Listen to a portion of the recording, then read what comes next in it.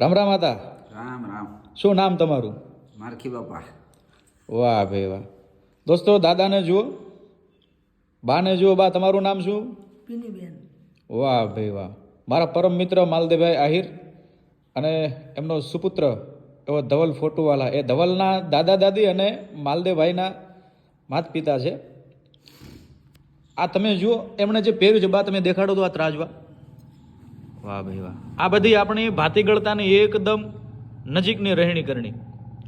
અને પોતે આહિર છે એટલે આ એમનો પહેરવેશ પણ તમે જુઓ. એમને જે ઘરેણા પહેર્યા છે, બા આને શું કહેવાય? કાનમાં તમે પેટલું પહેર્યું છે આટલું બધું વજનદાર. આ વેટલા કહેવાય, અઠોરિયા કહેવાય.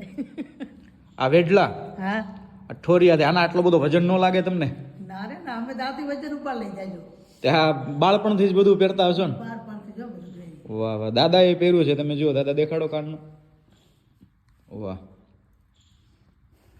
તો દોસ્તો ખરેખર આ બધી આપણી ગુજરાતી ભાતેગળ સંસ્કૃતિના દર્શન છે. મારા પરમ મિત્ર માલદેવભાઈના ઘરે હું અત્યારે આવ્યો હતો. જો કે આ ઘરની સાથે મારો અંગત નાતો છે, એટલે મેં દાદા અને દાદીને તમને આ દર્શન કરાવ્યા. તમે જોઈ શકો છો આપણો આ જૂનો પહેરવેશ અને ભાતીગળ પહેરવેશ.